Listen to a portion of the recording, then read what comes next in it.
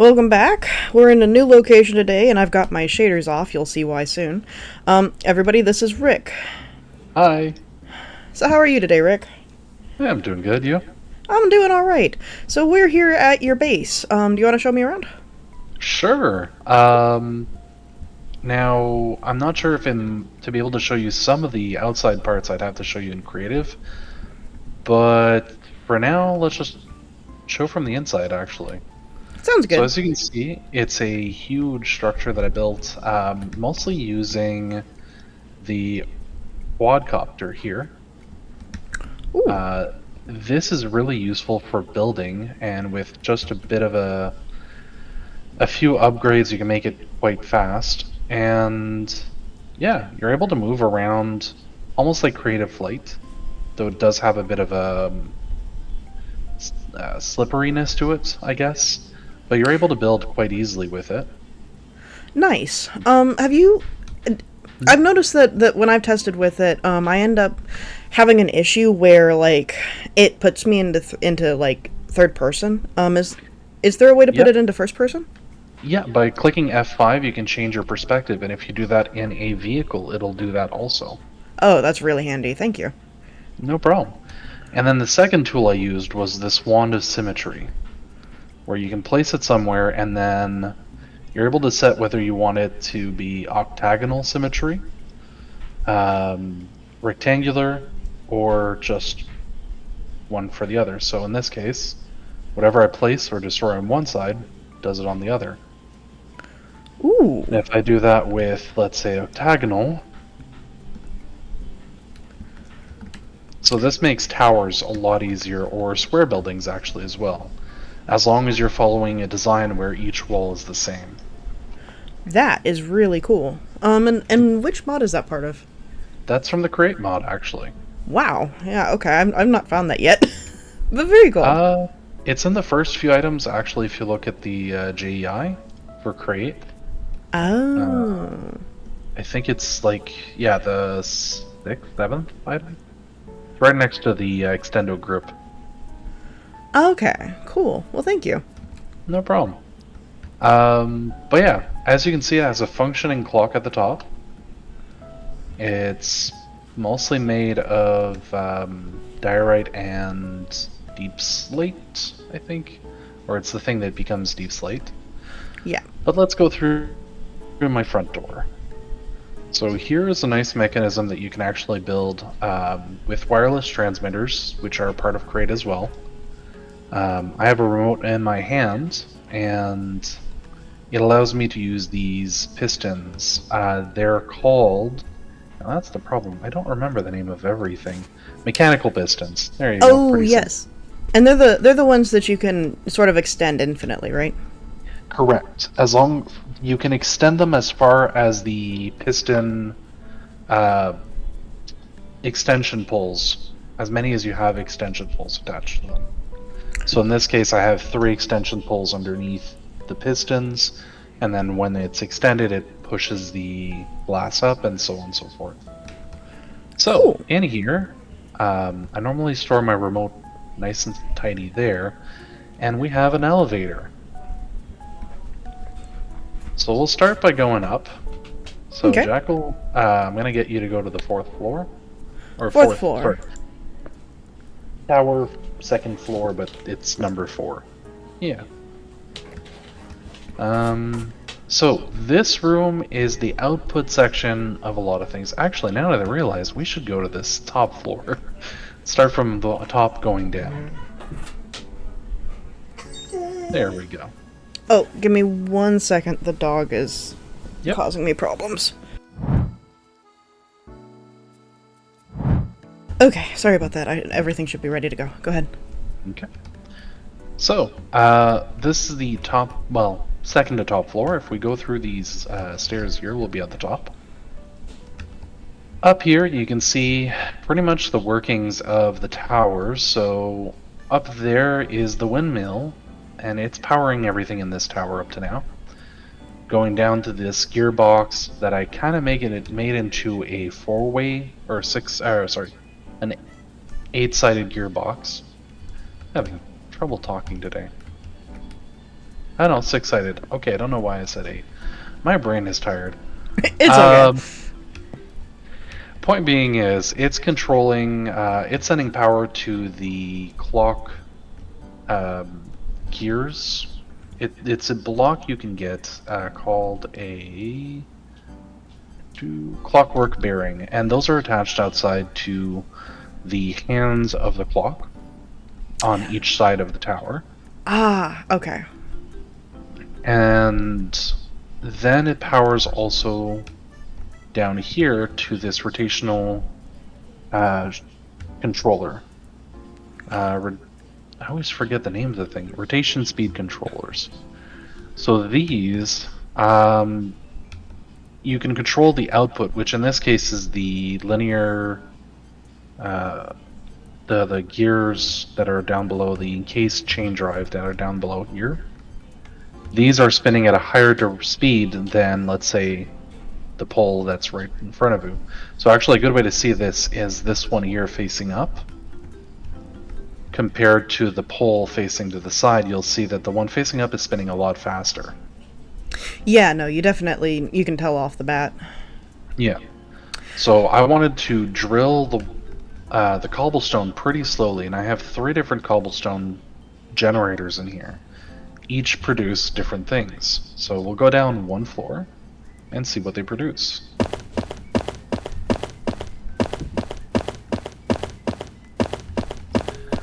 So the most basic one is right here. This is just producing cobblestone in large quantities and storing it into this item vault, which can store a lot more than I could with just chests, but you can't access it like a chest, which is why I have a chute with the chest there. Also, I can turn off if I don't need any more stone. I can turn it on or off from here using clutches. That's really cool. Okay. Yep. Then on this side, I am grinding the cobblestone into gravel and washing it, sending the flint onto the left into this chest, which hoppers down into a Whoop. here I've got a pickaxe. There you go. It hoppers down into a void, or into lava, because I don't need the I don't want to keep the flint. But the reason for it is gravel, when washed, will give you iron nuggets as well as flint. So the 25% chance of giving you flint, 12% chance of giving you an iron nugget. So with this, I have infinite iron, basically. Okay. And then if we go on this side I have it's a bit more complex, but it's grinding cobblestone into gravel, and then the big wheels are what you need to grind gravel into sand. And then if we go down a floor,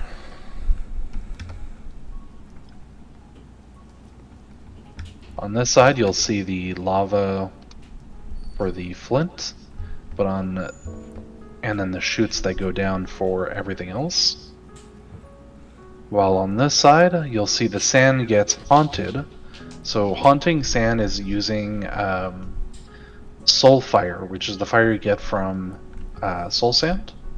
And haunting it will give you more soul sand. So now I have infinite soul sand, and that's getting washed, which gives me quartz, gold, and, well, clay as well, technically.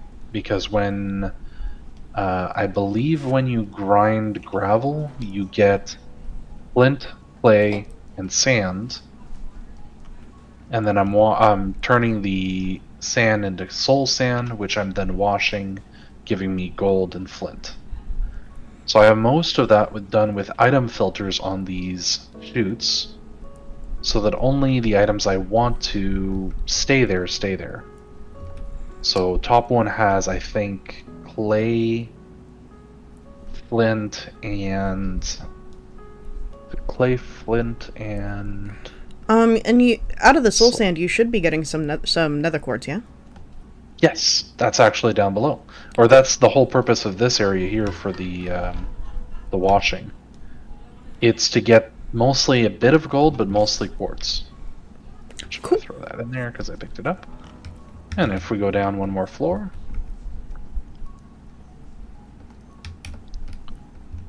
on this side here, we've got the iron coming down and being compressed into iron bars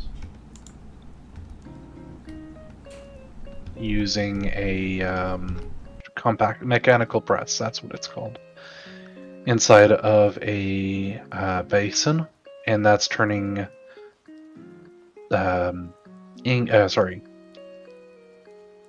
nuggets into ingots. Oof, I'm having trouble. So, on the opposite side, we're going to ignore the hands that are moving for now. On this side, we have all the other stuff coming down. Flint is being lavaed automatically here.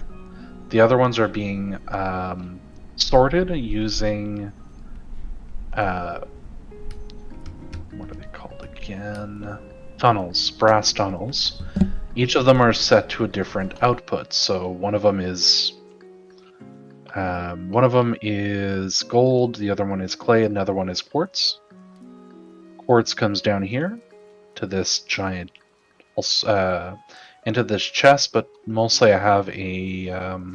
So this is going down into an item vault, which then goes into a chest. That way, if there's a lot of storage, I can just, or if there's a lot of missing, or if there's too much of it, it stays in the chest, doesn't overflow in the world. On the other hand, the clay comes down here, gets compressed into clay blocks for later use, and the gold nuggets gets turned into gold ingots. And there's a pretty good amount of it being created constantly. Cool. Now let's talk about this monstrosity. It's actually simpler than it looks. And the first, it's to make precision mechanisms. Precision mechanisms are made by first putting in a gold sheet through a crafting sequence, and the crafting sequence is first to be used with the hand thing, these things, small gear, small cogwheel, large cogwheel, and then it is an iron ingot, and it needs to do that 5 times in a row. So basically, one way to do that.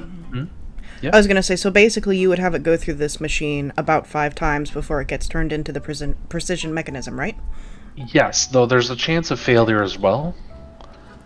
But instead of having to go put stuff in the chest, let it go through, pick it up, put it again in the first chest, and let it go through 5 times, this is doing it automatically.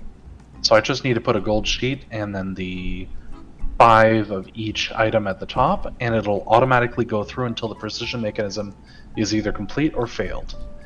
And the way I do that is by using, again, an item vault in the back. Since an item vault shares its storage amongst all parts, by putting funnels, or what are they called? Funnels. So by putting a brass funnel or andesite funnels, I'm able to control how it works. So right now, a gold sheet would come out. Actually, I think I can show it. Give me a second. I'm gonna have to go in the creative for this one. Okay. Okay, there we go. I'm in creative.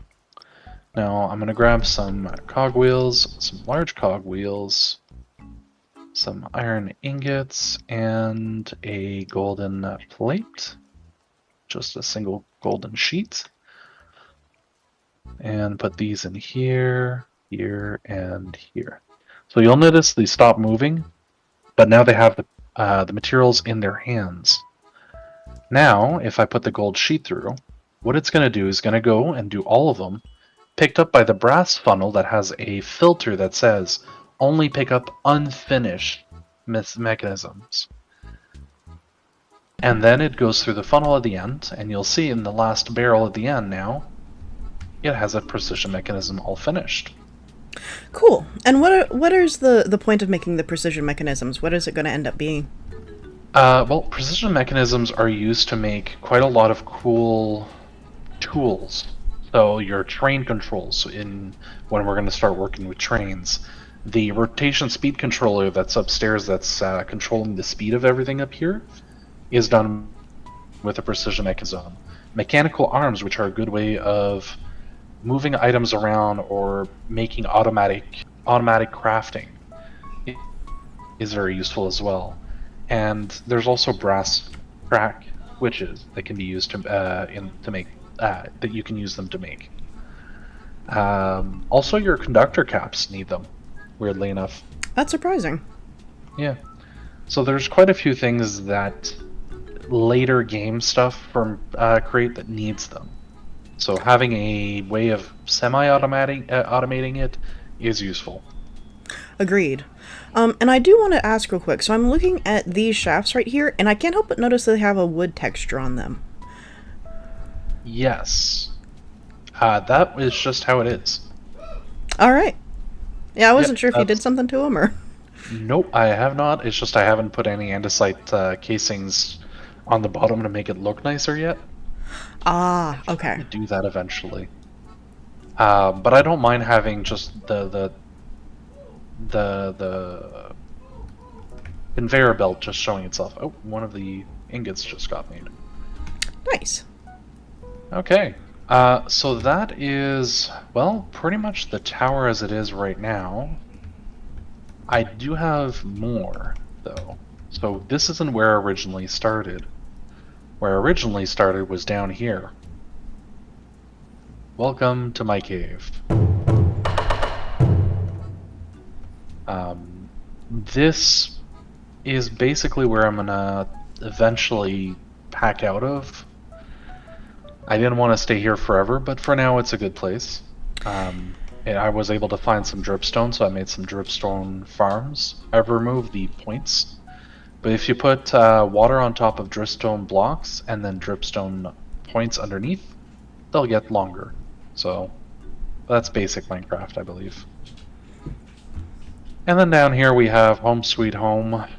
The reason why you had to take off your shaders is because water wheels don't go well with your shaders, do they? No, not at all. It causes extreme lag, so we decided to just go ahead and shut them off so that way we don't have those issues. Exactly. At least in my base, yes. Eventually I'm going to switch away from water wheels. I'm actually currently working on that, so if you check in, yeah, this chest over here, you'll see at the bottom right, there's all the pieces needed to make a steam engine. Ooh.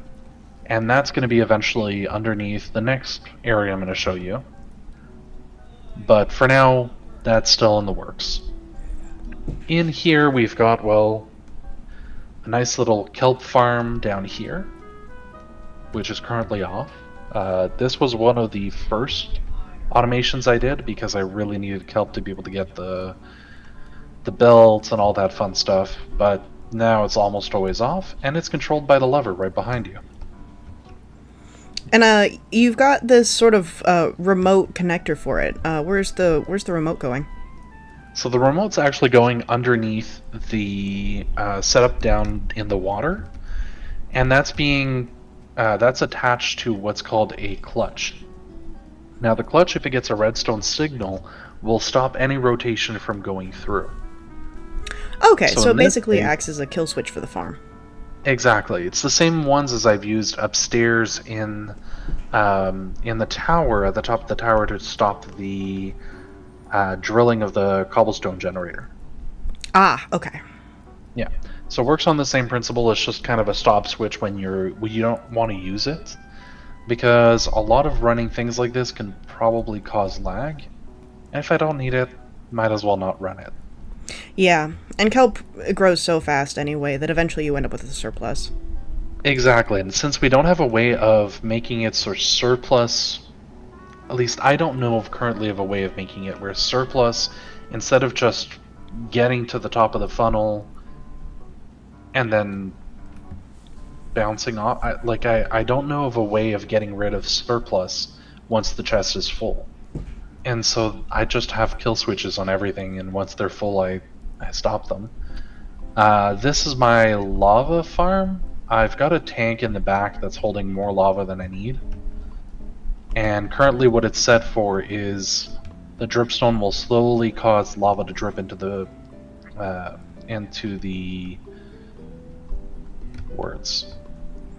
cauldron. Cauldron will then get emptied out by the very slow moving windmill and fill the tank. Now if I want to pull out lava, I just need to grab myself a bucket, grab it from the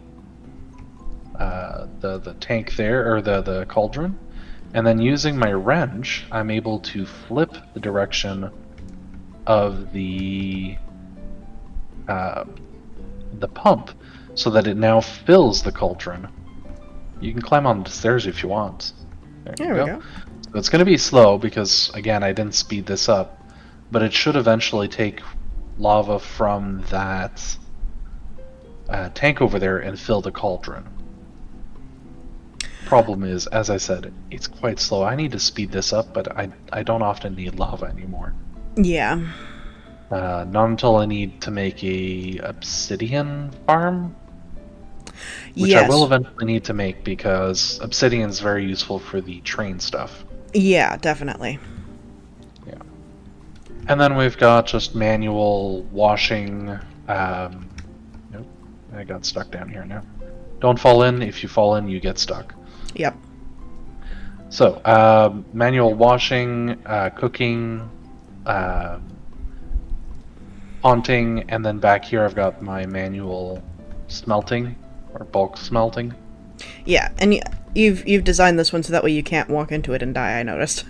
Yeah, the other ones I'm a bit less worried about. I can always just destroy the chest or destroy the water, the leaf here to get out. So I'm not too worried. And then here I've got just a little mill, and the reason for this mostly is by using cobblestone from upstairs and the quartz from upstairs, I'm able to make diorite. Or, yes, I believe it's diorite. So I'm able to make diorite using 2 quartz and 2 cobblestone. It gives me 2 diorites. Then 1 diorite with a piece of quartz will give me granite. Granite, when crushed or milled, using the mill that's next to you, I get red sand, and red sand when it's washed gives me a lot more gold than the soul sand ever will. So this is basically how I get gold. And there is a way also, I believe, for you to turn diorite into andesite as well, yes? Correct. By using diorite with 1 piece of cobblestone, you can get andesite. So no matter what, the quartz and making a quartz farm with the soul sand and all that is very useful for starting off in Create, and should be one of your first, maybe second automations that you should do fully automated. And the whole I was gonna say, and the whole goal of doing all of this production from the tower down is so that way you can basically have infinite resources, right? Infinite resources of the ones I can cause to make infinite. Unfortunately, lapis, emeralds, zinc, copper, redstone. I think those are the most important ones. Those ones you cannot automate with regular Create alone, or even with the Create mods that we have on this server. So those ones I will eventually create a contraption that's on a cart, like a mine cart, and that will move along and mine a giant tunnel. But I haven't made that one yet. I need to make that soon. Especially if I want to make more brass, because I need a lot more zinc and copper. Yes. But first I wanted to get a good amount of power, and setting up my steam generator downstairs. Speaking of downstairs, I will now show you. Cool. There's one last floor to see. Way in the depth of the earth. Way, way down. Yes, it's I think only about 20 blocks above bedrock. we have Okay. this area here. Now, this is still quite in progress. I made it look nice, but it's basically empty except for a bed. Yeah. Eventually, underneath the elevator, so I'm going to send the elevator up real quick. You can see there's a bit of an area down there. And what I'm going Yes. to do is underneath this, underneath the glowstone there, I will build that's where I'm going to build the giant room, about the same size as this one that we're in right now. And it's going to have the steam generator, and it's going to send power in 4 directions, which is going to be the 4 corridors that I'm going to be building, and those are going to be my rooms where all the rest of my automation is going to be.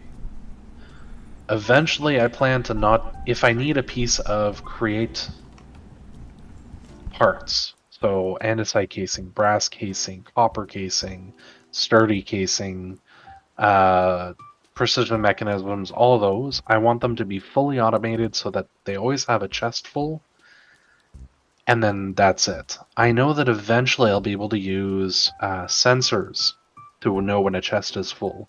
Send that as a signal through redstone to say stop making more. I know that exists, but there's not a way to but that's a bit more complicated, and we'll need to talk about channels because there's a limited amount of channels you can have for redstone control in this game. Ah, And okay. if we're many players and we start using the same one, it can mess up with someone else. Right. So eventually I'll try to make him where the redstone's going to be hidden, but it's not going to be wireless. I want to keep wireless to a minimum, basically. Right. Or if we By need the to, way, then use non-obvious channels. exactly. By the way, you'll notice we don't have an elevator button to control and bring the elevator back down, except if you press that button on that red block there. So elevators need these blocks. They're kind of a sensor to say, hey, this is a floor that exists, and there's one on the elevator itself. Now, if you send a redstone signal to one, it'll bring the elevator to that floor. And there we go.